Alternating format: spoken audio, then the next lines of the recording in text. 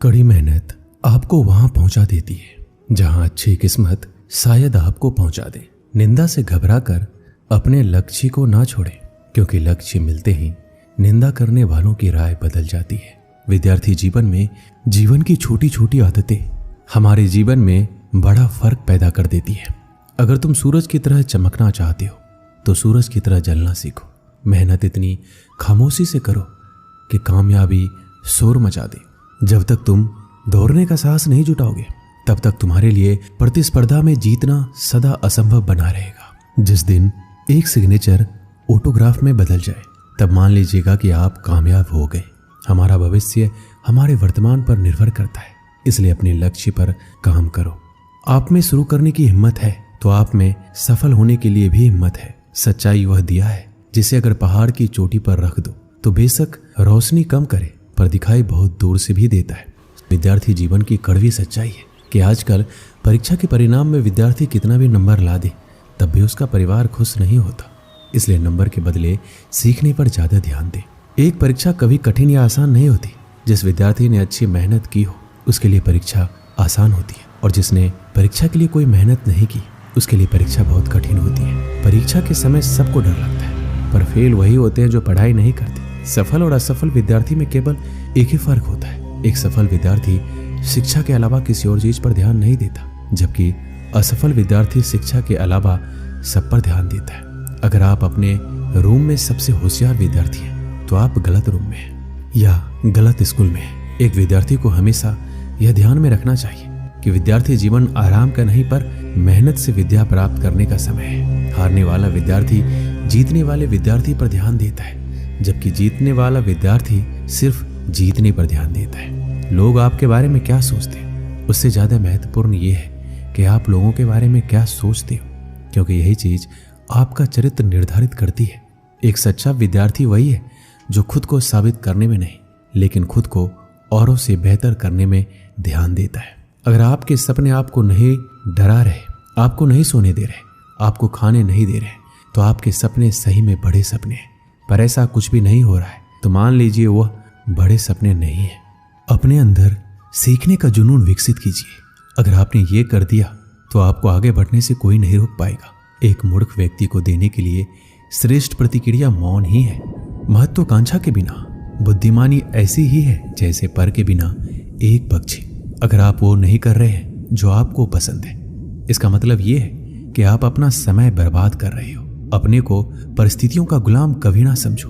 तुम स्वयं अपने भाग्य के विधाता बनो। एक दिन में नहीं होगा, लगे रहोगे तो एक दिन जरूर होगा। उठो, मुकाबला करो और जीतो।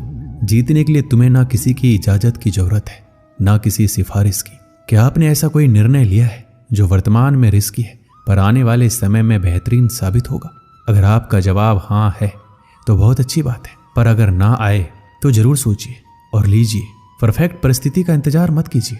आज से अपने लक्ष्य को पाने के लिए पूरी ताकत झोंक दीजिए। सफलता इंतजार से नहीं, काम करने से मिलेगी। मैं रास्ते बदलता नहीं हूं, रास्ता बनाता हूं।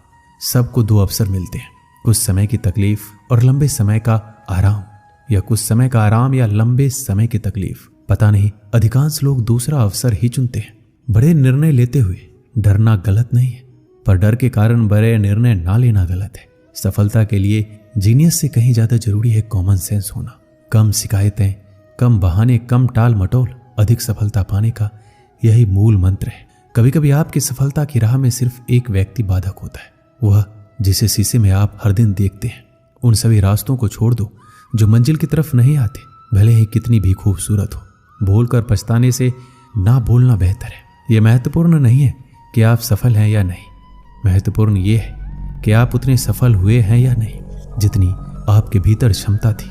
विद्यार्थियों के अच्छे जीवन के लिए उनको मोटिवेट करना बहुत ही जरूरी है, क्योंकि मोटिवेशनल उस बीमारी का दवा है जो विद्यार्थियों को उनके लक्ष्य से भटकने नहीं देता। बहुत से विद्यार्थियों की जिंदगी में ऐसा पल भी आता है जिस समय उनको मोटिवेशनल की बहुत ही आवश्यकता होती है, क्योंकि जब किसी बच्चे की जिंदगी में दुख या परेशानी होती है उस समय वो अपने तय किए गए लक्ष्य से दूर होते चले जाते हैं, और यही वह कठिन समय होता है जिसमें उनको एक अच्छी प्रेरणा और मोटिवेशनल की जरूरत होती है। स्टूडेंट लाइफ जीवन के हर एक जिंदगी से बेहतर मानी जाती है, क्योंकि इस जिंदगी में विद्यार्थी बिल्कुल स्वतंत्र रूप से जीवन को जीते हैं। और इससे में विद्यार्थियों की एबिलिटी कार्यों को करने के प्रति बहुत ही ज्यादा होती है। इसके साथ साथ इस जिंदगी में विद्यार्थी अपने आप को बहुत ही एक्टिव रखता है, जिससे वो किसी भी कठिन प्रश्न या लंबे उत्तर को आसानी पूर्वक समझ सकता है, क्योंकि यह उम्र बहुत ही चंचल माना जाता है। अब हम विद्यार्थियों के जीवन से जुड़े कुछ बातें बताएंगे, जिससे आपको पढ़ाई में मदद मिल सकती है और अपने लक्ष्य को आप प्राप्त कर सकते हैं। जब आप पढ़ाई करने बैठे तो अपने आसपास सभी ऐसी चीजों को हटा दे जो आपको ध्यान से भटका सकती है। पढ़ाई करते समय ऐसी जगह बैठे जहां किसी भी तरह का शोर शराबा नहीं हो। इसके साथ ही अगर आपके आसपास मोबाइल, टीवी हो तो उस जगह पर ना बैठे। कोशिश करें कि पढ़ने के लिए आप टेबल चेयर पर ही बैठे। इससे आप ज्यादा देर तक पढ़ाई कर पाएंगे। और पढ़ाई करते समय फोकस बढ़ाने के लिए सबसे जरूरी है आप अपनी पढ़ाई के लिए एक रूटीन बना लें। टाइम टेबल बनाकर पढ़ाई की जाए तो हर चीज अच्छे से याद रहती है। इस टाइम टेबल को रोजाना फॉलो करना जरूरी है। इससे पढ़ाई समय से करने की भी आदत आसानी से बन जाएगी। साथ ही आप अच्छे से अपने स्टडी प्लान का पालन कर पाएंगे। रोज रोज एक ही समय पर पढ़ाई शुरू करने की आदत हो जाएगी तो पढ़ाई पर कंसंट्रेट और फोकस करने में आसानी होगी। हर रोज अपने लिए एक लक्ष्य निर्धारित कीजिए। जब भी पढ़ाई करने बैठे तो अपने गोल को ध्यान रखें कि आपको आज कितना पढ़ना है। जैसे कि जब आप पढ़ाई करने बैठे तो तय कर लें कि आज आपको किन चैप्टर को पूरा करना है, और इस गोल को पूरा करने के बाद ही आप अपनी जगह से उठेंगे। जब आप अपने तय किए गए स्टडी गोल्स को पूरा कर लेंगे तो आपको भी अच्छा लगेगा और रोजाना आप इसी तरह खुशी से पढ़ाई पर फोकस कर पाएंगे। और साथ ही साथ पढ़ाई के बीच में ब्रेक जरूर लें। कभी भी एक साथ पूरा सिलेबस ना पढ़ें। लगातार पढ़ाई करते रहने से आप लंबे समय तक कुछ भी याद नहीं रख पाएंगे। ऐसा करने से बचें। अगर आप चाहते हैं कि आपका पढ़ाई में और अच्छा फोकस हो तो इस दौरान बीच बीच में छोटे ब्रेक्स लेने चाहिए। हालांकि इन ब्रेक्स में आपको टीवी या मोबाइल चलाने से दूर रहना चाहिए। कोशिश करें कि 30 से 45 मिनट की पढ़ाई करने के बाद आपको कम से कम 5 से 10 मिनट का ब्रेक जरूर लेना चाहिए। अक्सर आपने देखा होगा विद्यार्थी पूरा दिन घर में उछल कूद करता रहता है, ज़्यादा से ज़्यादा बाहर खेलता है, लेकिन जैसे ही उसको पढ़ने के लिए बैठाया जाता है उसे आलस या सुस्ती आने लगती है और वह पढ़ाई से कतराने लगता है। आपने सुना होगा जो समय के साथ चलता है वो पूरी दुनिया जीत सकता है। समय एक ऐसा चक्र है जो रंग को राजा और राजा को रंग बना सकता है। इसलिए समय के महत्व को समझिए और उसका उपयोग कीजिए, दुरुपयोग नहीं। ये फिर लौट कर नहीं आने वाला है, इसलिए इसके साथ चलिए, ना आगे ना पीछे, केवल साथ। और आप अपने प्रति अनुशासित रहें, क्योंकि एक विद्यार्थी की पहचान उसका अनुशासन ही होता है। जब आप अनुशासित रहेंगे तब आपको यह ज्ञात होगा कि कौन सा कार्य करना आवश्यक है और कौन सा नहीं। किसी विद्यार्थी के पास अनुशासन होना ही उसकी सबसे बड़ी सीख है। आपको सोचकर परेशानी हो रही होगी कि आखिर ये मैनेज कैसे होगा। जाहिर सी बात है, परेशानी तो होगी, क्योंकि इसे भी आपको ही मैनेज करना होगा। एक बात मैं आपको याद दिला दूं, जो काम शुरू में कष्टदायक होता है बाद में फलदायक भी होता है। इसलिए परेशानियों से घबराएं नहीं, आगे बढ़ें और उस काम को समाप्त करें। सोने के लिए भी समय निर्धारित कीजिए। प्रत्येक विद्यार्थी को कम से कम 6 से 7 घंटे तक सोना चाहिए। इससे शरीर पहले की तुलना में ज्यादा सक्रिय रहता है, जिससे विद्यार्थी की स्मरण शक्ति में वृद्धि होती है, जो पढ़ाई दौरान ज्यादा फायदेमंद होता है। अक्सर विद्यार्थियों द्वारा पूछा जाता है कि पढ़ाई कैसे करें ताकि मन लगे। इंसान का मन बहुत चंचल होता है, एक पल में यहाँ तो दूसरे पल में वहां चला जाता है। इसलिए हमें पढ़ाई करते समय इस बात का ध्यान रखना चाहिए कि नेगेटिव थिंकिंग और ऐसी किसी भी तरह की बातें हमारे मस्तिष्क में ना आए जिससे हमारा मन डाइवर्ट हो। मन को काबू में करना बहुत बड़ा काम होता है, पर ये जो संभव कर लेता है अपनी सफलता से कभी नहीं चूकता है। इसलिए कोशिश करें मन को विभाजित करने वाली यादों से दूर रहें। ऐसा हर विद्यार्थी के साथ होता है। जब वो पढ़ने बैठते हैं तो उसके मन में कई प्रकार के विचार उनके सामने आने लगते हैं और वो धीरे धीरे उनमें खोने लगते हैं, जिससे उनका ध्यान पढ़ाई से हट जाता है। पढ़ते कुछ है, दिखाई कुछ और देता है। इसका मुख्य 2 वजह होता है। पहला, उस समय पढ़ने में रुचि नहीं है, और दूसरा, आप बहुत चिंतित हो। कोशिश करें तनाव से दूर रहने की। दोस्तों के साथ अपना ज्यादा टाइम स्पेंड करना एक बड़ी वजह है पढ़ाई में मन ना लगने की, क्योंकि दोस्तों के साथ समय का पता नहीं चल पाता, जिससे आपकी पढ़ाई का समय निकल जाता है, जो आपको बाद में चिंतन करने पर मजबूर कर देता है।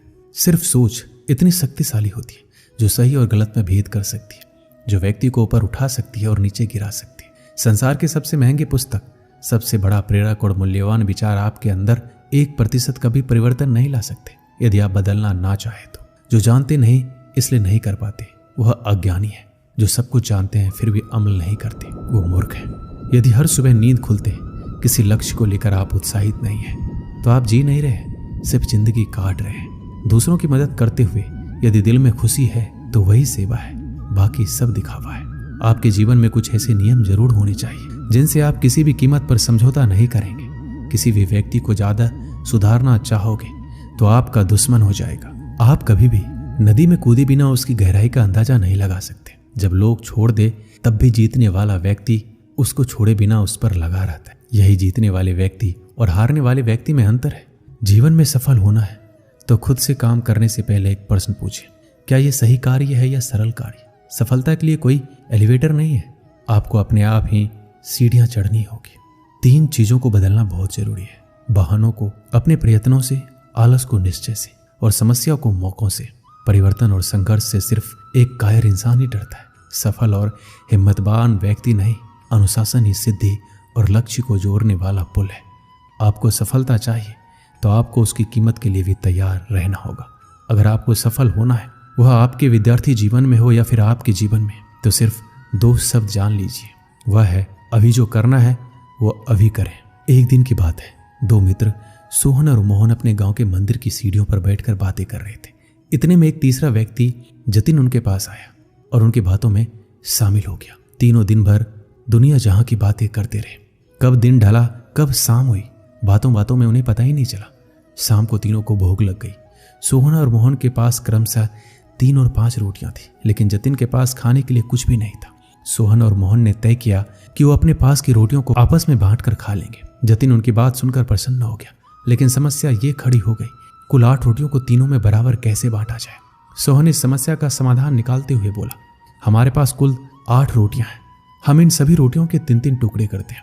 हमारे पास कुल 24 टुकड़े हो जाएंगे, उनमें से 8-8 टुकड़े हम तीनों खा लेंगे। मोहन और जतिन को यह बात जच गई और तीनों ने वैसा ही किया। रोटियां खाने के बाद वो तीनों उसी मंदिर की सीढ़ियों पर सो गए, क्योंकि रात काफी हो चुकी थी।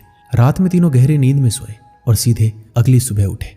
सुबह जतिन ने सोहन और मोहन से विदा ली और बोला, मित्रों, कल तुम दोनों ने अपनी रोटियों में से तोड़कर मुझे जो टुकड़े दिए, उसकी वजह से मेरी भूख मिट पाई। इसके लिए मैं तुम दोनों का बहुत आभारी हूँ। यह आभार तो मैं कभी नहीं चुका पाऊंगा, लेकिन फिर भी उपहार स्वरूप मैं तुम दोनों को सोने की ये 8 गिन्नियां देना चाहता हूँ। यह कहकर उसने सोने की 8 गिन्नियां उन्हें दे दी और विदा लेकर चला गया। सोने की गिन्नियां पाकर सोहन और मोहन बहुत खुश हुए। उन्हें हाथ में लेकर सोहन मोहन से बोला, आओ मित्र, ये 8 गिन्नियां आधी आधी बांट ले। तुम 4 गिन्नी ले लो और मैं 4 गिन्नी ले लेता हूँ। लेकिन मोहन ने ऐसा करने से इनकार कर दिया। वो बोला, ऐसा कैसे? तुम्हारी 3 रोटियां थी और मेरी 5। मेरी रोटियां ज्यादा थी, इसलिए मुझे ज्यादा गिन्नियां मिलनी चाहिए। तुम 3 गिन्नी लो और मैं 5 लेता हूँ। इस बात पर दोनों में बहस छिड़ गई। बहस इतनी बढ़ी, मंदिर के पुजारी को बीच बचाव के लिए आना पड़ा। पूछने पर दोनों ने एक दिन पहले का किस्सा और सोने की गिन्नियों की बात पुजारी को बता दी। साथ ही उसने निवेदन किया कि वो कोई निर्णय ले, जो भी वो निर्णय करेंगे उन्हें स्वीकार होगा। यूं तो पुजारी जी को मोहन की बात ठीक लगी, लेकिन वो निर्णय में कोई गलती नहीं करना चाहते थे, इसलिए बोले, अभी तुम दोनों ये गिन्नियां मेरे पास छोड़ जाओ। आज मैं अच्छी तरह सोच विचार कर लेता हूँ। कल सुबह तुम आना, मैं तुम्हें अपना अंतिम निर्णय बता दूंगा। सोहन और मोहन सोने की गिन्नियां पुजारी जी के पास छोड़कर चले गए। देर रात पुजारी जी गिन्नियों के बंटवारे के बारे में सोचते रहे, लेकिन किसी उचित निष्कर्ष पर नहीं पहुंच सके। सोचते सोचते उन्हें नींद आ गई और वो सो गए। नींद में एक सपना आया। उसे सपने में भगवान दिखाई पड़े। सपने में उन्होंने भगवान से गिन्नियों के बंटवारे के बारे में पूछा तो भगवान बोले, सोहन को 1 गिन्नी मिलनी चाहिए और मोहन को 7। ये सुनकर पुजारी जी हैरान रह गए और पूछ बैठे, ऐसा क्यों प्रभु? तब भगवान जी बोले, देखो, सोहन के पास 3 रोटियां थी, जिसके उसने 3 टुकड़े किए। उन 3 टुकड़ों में से 8 टुकड़े उसने खुद खाए और 1 टुकड़ा जतिन को दिया। वहीं मोहन ने अपनी 5 रोटियों के 15 टुकड़े किए। उनमें से 7 टुकड़े जतिन को देकर खुद 8 टुकड़े खाए। चूंकि सोहन ने जतिन को 1 टुकड़ा दिया था और मोहन ने 8, इसलिए सोहन को 1 गिन्नी मिलनी चाहिए और मोहन को 7। पुजारी जी भगवान के इस निर्णय पर बहुत ही प्रसन्न हुए और उन्हें कोटि कोटि धन्यवाद देते हुए बोले, प्रभु, मैं ऐसे न्याय की बात कभी सोच भी नहीं सकता था। अगले दिन जब सोहन और मोहन मंदिर आकर पुजारी से मिले तो पुजारी जी ने उन्हें अपने सपने के बारे में बताते हुए अंतिम निर्णय सुना दिया और सोने की गिन्नियां बांट दी। इस कहानी से हमें क्या सीख मिलती है? जीवन में हम जब भी कोई त्याग करते हैं या काम करते हैं तो अपेक्षा करते हैं कि भगवान इसके बदले हमें बहुत बड़ा फल देंगे, लेकिन जब ऐसा नहीं हो पाता तो हम भगवान से शिकायत करने लग जाते हैं। हमें लगता है कि इतना कुछ त्याग करने के बाद भी हमें जो प्राप्त हुआ बहुत ही कम है।